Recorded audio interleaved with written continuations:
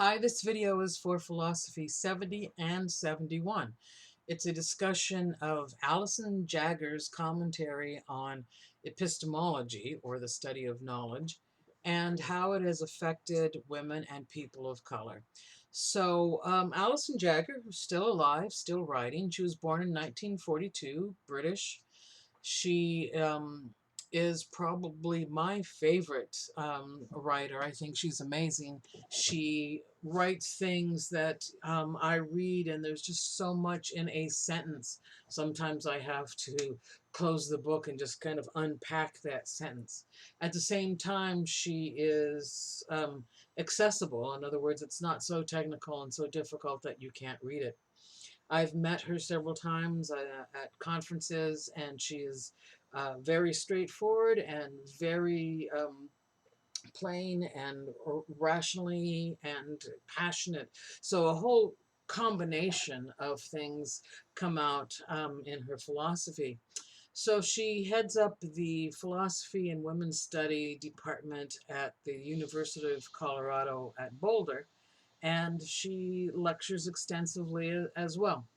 The article that you've been assigned to read, it was published in 1989. It's called Love and Knowledge, and specifically it's about knowledge and emotion. Now, as far as epistemology goes, in terms of the theory of knowledge, what do we know and how do we know? The traditional view has said that emotion interferes with knowledge. They have said that rationality is the only thing that counts, and emotion is anti-rational, and so knowledge from emotional people doesn't count. So this, of course, we know to be wrong, but it has set up an ideological function. So what she's pointing out is that philosophy in general, science, and epistemology in particular have set up an ideological function that has created ways of how we look at the world, has made us divide people into the rational and the emotional. And the rational group is seen as white men, white heterosexual Christian men specifically, whereas the emotional group would be people of color and all women. Now, what's happening, and the reason that split is a problem, is that we tend to think that those who are rational are fit to rule, whereas those who are emotional are unfit to rule. So this ideological function makes us think only white men should be in charge. They are the dominant group for the reason. They are the dominant group not because they're the majority, they're not more of them, but because they have reason. So she points out quite clearly that this has done harm to people of color and women. It has um, found them to be guilty of this crime of being passionate, of being emotional. And at the same time, it has set up this view that philosophy and science are dispassionate. In other words, that philosophy or philosophers approach things with pure reason and logic, and they approach from the starting place and proceed through. And that the same with science, medicine, even that things that are being investigated are chosen dispassionately. They are chosen, they believe that they are choosing without bias. Well, it turns out that's bullshit. That there is no such thing as dispassionate investigation. She calls it the myth of dispassionate investigation, and she's accurate. People are always influenced, and we can say biased, by race, class, gender, and sexuality. So those things impact and shape how we perceive the world, how we view the world, what we think is right and wrong in the world, and it also shapes our interpretations of philosophy and our investigations in science. So her main point, there is no value-free, dispassionate, or neutral investigation. So the values and the passions of the dominant group have been seen as objective. In other words, they are natural and neutral, and it's self-evident. Well, that's just the way things are. And the view of the subordinate groups, so the non-dominant groups, are seen as wrong, quite simply. So we have a dominant group and a subordinate group. And again, the dominant group would be white, heterosexual, Christian males, and the subordinate group would be, well, everyone else, but essentially people of color and all women. So she says this is a problem because it has kept everyone but white males down. In other words, it has oppressed them because they're seen as being inferior due to the fact that they have emotion. She says two things. The white males have emotion too, they just don't recognize it. And secondly, that this idea that people are emotional and therefore unfit to understand is mistaken. One of the things we need to understand is that emotion is critical to everything that we do. Some people say, oh, well, you know, they're emotional or people are emotional and we don't want to follow them. Emotion is very important. Like I said, it is critical. Emotion is the thing that implants into us our perceptions of the world. The things that have the hardest impact, the things that stick with us, the things that affect us the most are all things that are tied to emotion. If we didn't have emotion, we wouldn't do anything.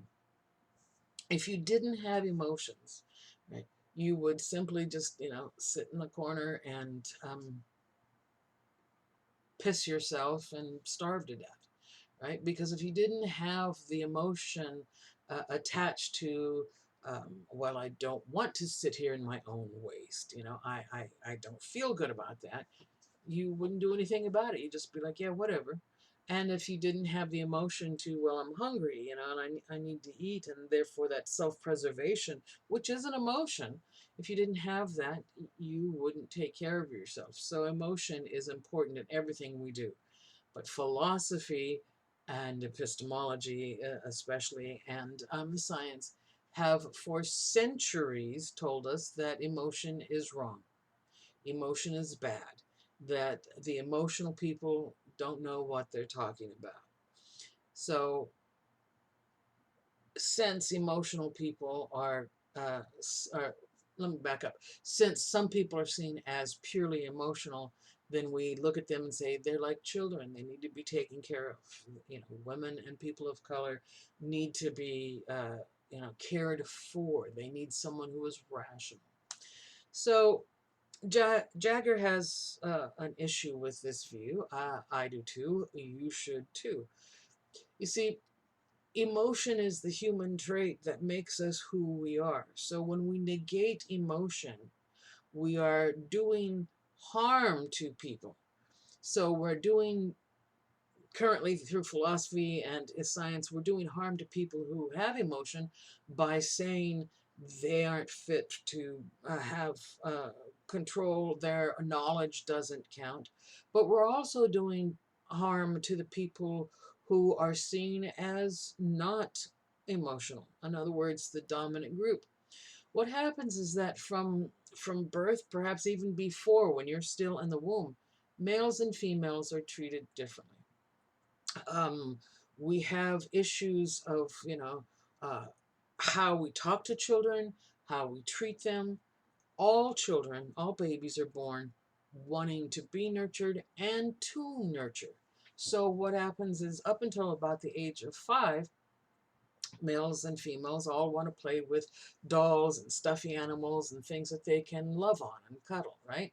But we frequently in our society take those dolls away from males because we don't see it as the appropriate role. So we take the dolls away and we give them trucks. They need to play with a truck, or some such thing. We actually treat males and females differently, like I said, not only from the womb, but from birth. Think about this: when a male baby is born, he is wrapped in a blue blanket, and we hold him and we say, "That's my little tiger. Oh, he's my little man. Look at him. He's so strong. He's going to be a football player." And we talk to him in these, masculine ideologies, and we talk to him with a tougher voice. Whereas when a little girl is born, we wrap her in pink and we say, "Oh, she's so pretty. Look at my little sweetheart. Oh, she's beautiful," right? And we talk to her in terms of, um, you know, feminization, right? That she becomes feminine. That is a construct, not something that you're born with. And so we create these gender roles. We create the way things are, set as normal because we say that's normal. And what says that this is normal and that's normal? Well, it turns out it's philosophy and science and medicine and culture and society in general. Um, we have propagated this ideology in a lot of different ways, and of course it's not just philosophy, but we're that ideology that men are fit to rule and women and men of color are not fit to rule has come from all sorts of sources. Our media, our entertainment. I mean, if you think about the news, you see these reports. So then the news reporter will go up to a person on the street who witnessed something, and we see the they interview the white male, and the white male says, "Well, it was about 3 a.m. when we smelled the smoke, and we called the fire department, and they were here in less than 10 minutes," right? So we see that report of the situation, and we look at that and say, well, he's calm and collected, and he must be giving us an accurate report. Now, I'm actually referring to a specific newscast that I saw, and you may be familiar with it because they did the white male report, but then they did an interview on the street with a black woman. And when they asked the woman, what did you experience, or what did you see? And she said, "Well, I had just gotten up because I was thirsty and I wanted a cold pop, and I smelled the smoke, and I thought somebody was barbecuing, and I thought, oh, they barbecuing, and then I realized it's a fire, it's a fire. Oh Lord, it's a fire." And she goes on to explain what she saw, what happened. But we look at that as somebody who is not knowledgeable. She's emotional. She's getting up to get a soda in the middle of the night. She thought somebody was barbecuing at 3 in the morning, right? And then she realized it's a fire, and she ultimately says it's a fire, and I got the bronchitis, and ain't nobody got time for that. That became a meme. People set it to music. We laughed at her. It was on the mainline news. So now you have, an example here where you're seeing on the one hand the cool, calm, rational white male who gives us knowledge. And this crazy black woman who does not give us knowledge, but just gives us a bunch of who knows what, but we laugh at her. That carries into our everyday life. How do we treat people? Who has knowledge? So we have these kind of things bombarding us. You can think back, well, maybe you can't because you're not old enough, but if we think back um, to when Barack Obama was running for president, and prior to him getting the Democratic nomination, he was running against Hillary Clinton. And so Hillary and Barack were both trying to get the Democratic ticket. And people said, well, we don't want a woman as president because, she'll get her period and blow something up. Okay, first of all, Hillary's at the time was in her 50s. Um, you know, these ignorant people were referring to some sort of hormonal imbalance that might make her blow something up because she couldn't control it. She couldn't. Well, the interesting thing is, not only was that wrong, but men have hormonal cycles too. They are monthly. It's just that we don't note it because they don't have the physical evidence of bleeding, but they have the hormonal cycle as well.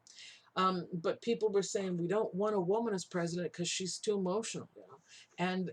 And interestingly, they damned her whether she was emotional or not. When she was on the campaign trail, there was talk about at the beginning of her campaign that she was very stoic, very, rational, and people say, "Oh, she's so cold. Oh God, no wonder Bill cheated on her. She's just such a cold bitch," right? And then there was something on the campaign trail that caused her to cry. And and what happened? Immediately people said, "Oh, well, isn't that just like a woman to cry about things?" It's like she was damned if she did and damned if she didn't. If she acted like a woman, well, she was already damned because she was acting like a woman. If she didn't, they damned her because they thought, "Oh, well, she's not acting like a woman. There's something wrong." We have set up these ways of expressing emotions and these ways of doing things, and we say, if you do them that way, you're okay, you're normal. If you don't, you're not. And this, again, has come out of philosophy and science. I mean, think about it. When a man gets mad, he may react in a lot of different ways. One of them might be that he punches a wall, right? He's mad, he hits the wall, he punches it, and we're like, damn, he's mad, right? We allow him to do that. On the other hand, if a woman were to get mad and punch the wall, we'd be like, damn, she's crazy. She just fucking punched a wall, right? And we would criticize her for that. Yet both are feeling the emotion. So a woman cries when she's angry because she's not allowed to punch the wall. The man punches the wall because he's not allowed to cry. And that's something that gets set up also in childhood. As we teach people or children their gender roles, right, we also teach them how to deal or what to do with their emotions. If a little boy falls down and skins his knee, right, and he comes to you and his knee is, bleeding and he's crying, what do most people do? They say, hey, come on, man up, take it like a man, no crying, boys don't cry. And we want him to, toughen up. If a little girl falls down, skins her knee, and she's got a bleeding knee, and she comes to you crying, what do? We comfort her. We say, oh, sweetie, it's okay. And we tend to her knee, and we allow her to feel the fact that she's having pain or, she's afraid or whatever it is. We don't allow boys to do that. That is another problem that we have caused males to squash down their emotions to the point that they don't recognize that they feel them or they don't recognize that they have them. In face-to-face classes, I have often asked students, males, when was the last time you felt like crying? And many of them said, I never feel like crying. No, I don't. I never feel like crying.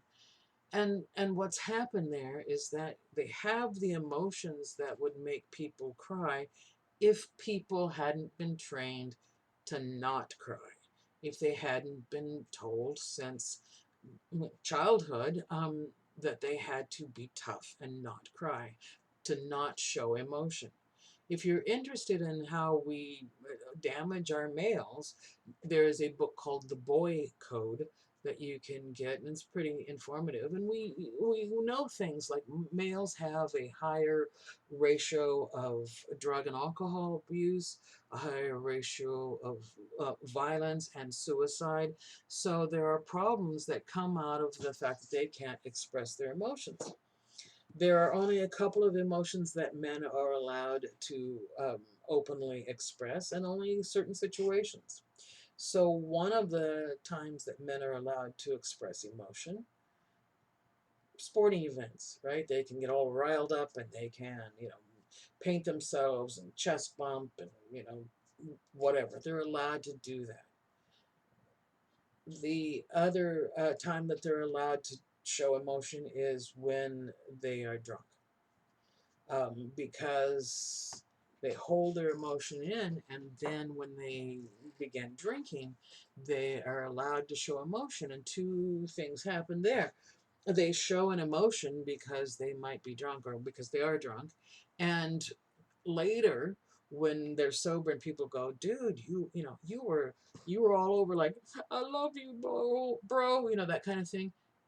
They have an excuse. They were like, yeah, I was drunk, it didn't mean anything, so they can negate their feelings by saying I was drunk.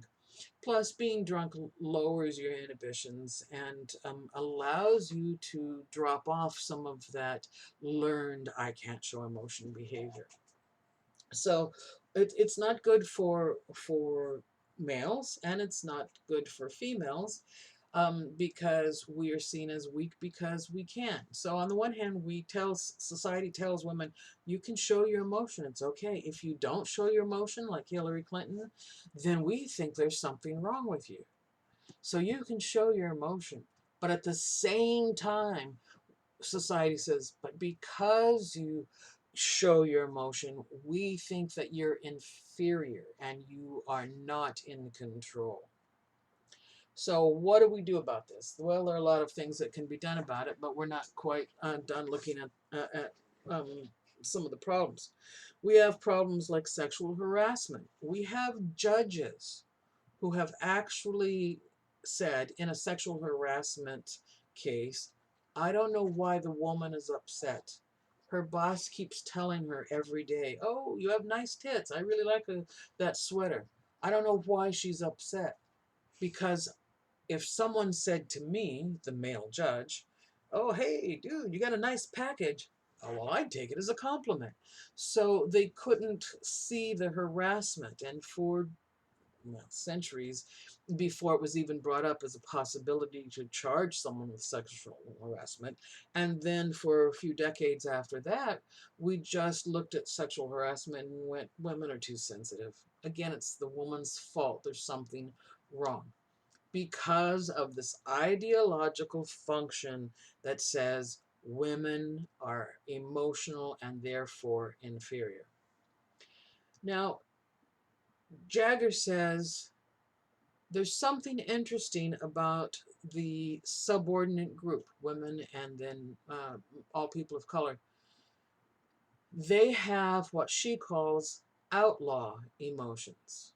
They're called outlaw emotions, not because they're bad, not because, there's anything wrong with them. She calls them outlaw emotions because they are different than what the dominant group feels.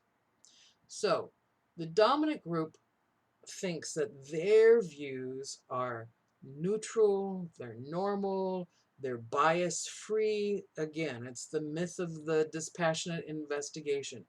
They think that their dominant group feelings are the right ones, but not everybody has those feelings.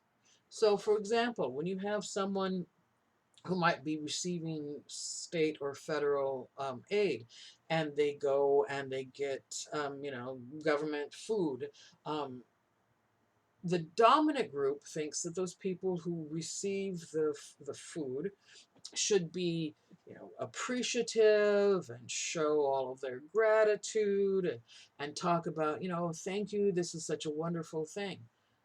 That's what the dominant group sees as this natural, neutral reaction and feeling. However, it's quite possible that the people who are receiving this food have different emotions. They have the outlaw emotions. For example, they might feel gratitude, but in a stronger sense, they might feel embarrassment. They might feel shame, right? And so they're grateful to get the food, but they kind of want to take it and slink away because they don't feel good about taking the food. Now, these outlaw emotions are the emotions of the subordinate group, and the subordinate group sees their emotions, right? I feel embarrassed.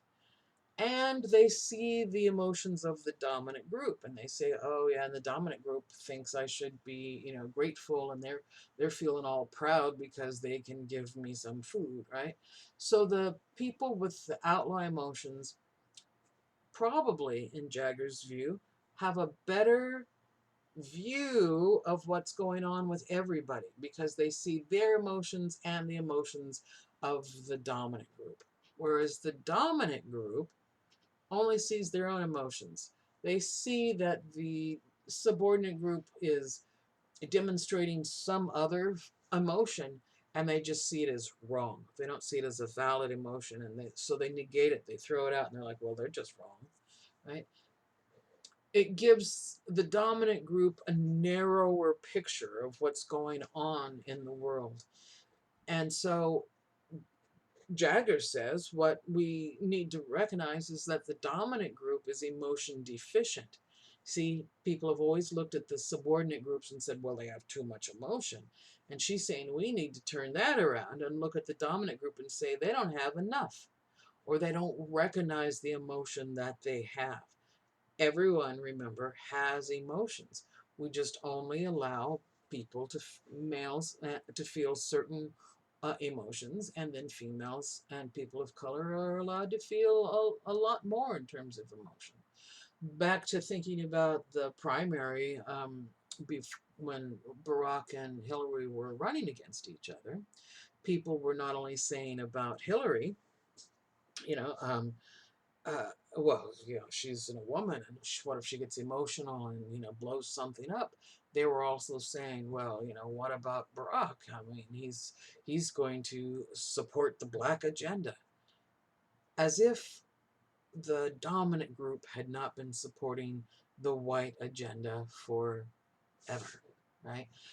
So it's I mean, it was kind of, well, I don't want to say funny because it wasn't funny, but it was just a weird thing to look that people would hear Barack speak and they'd say, oh, he's so articulate, as if he wasn't supposed to be articulate because he's a black man.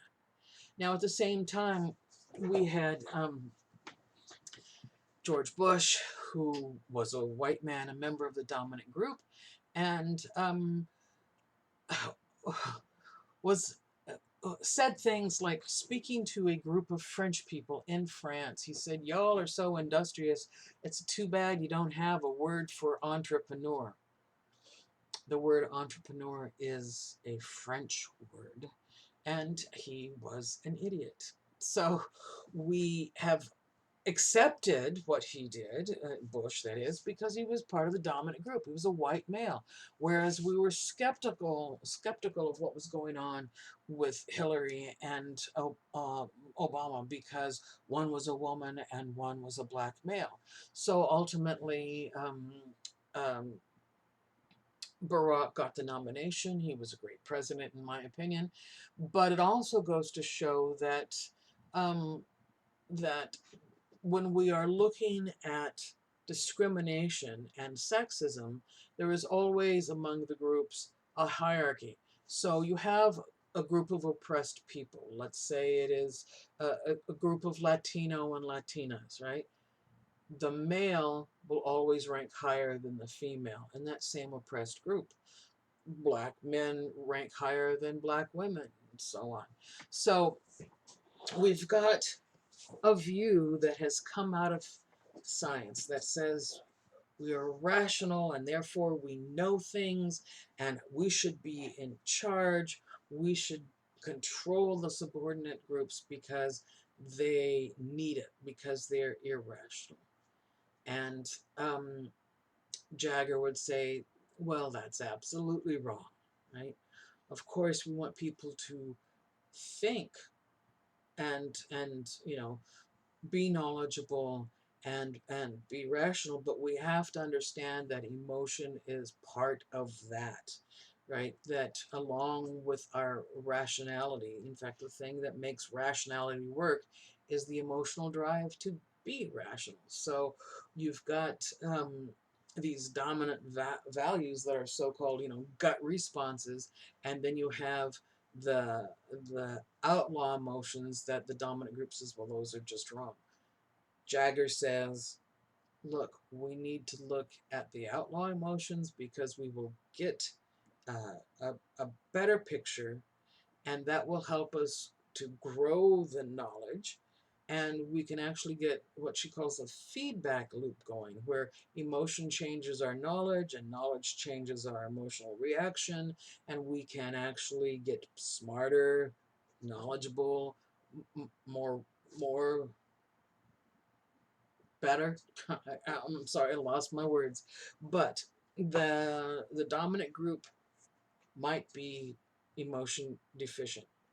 Things have gotten better. She wrote this article, Love and Knowledge, in 1989.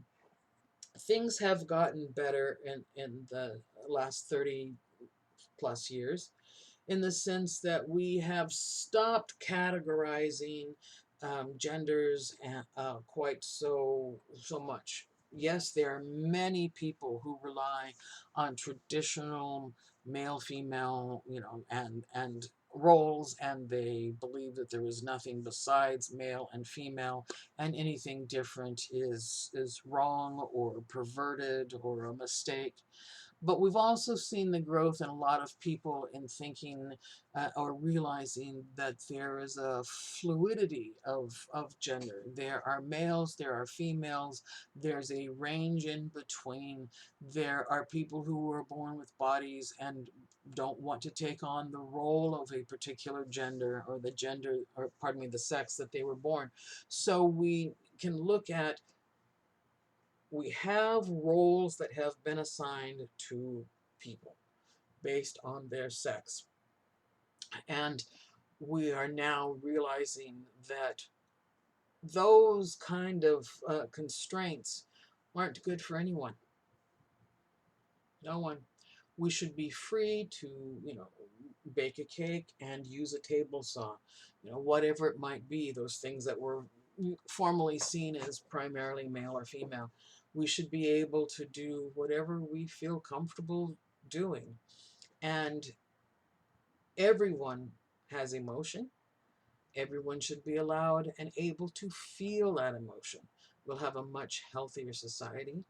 And emotion and reason don't fight each other. They go hand in hand in a lot of cases, and that people with outlaw emotions might have a better view, and we need to understand everyone's emotions. So when it comes to what philosophy has done, we have screwed stuff up. I mean, we have made it bad for everyone. And we are, fortunately, like I said, in the last 30 so years, begun to realize that we need to make sure everyone has the ability and the feeling that they are allowed to show their emotions. I think that's it. So I will see you next time.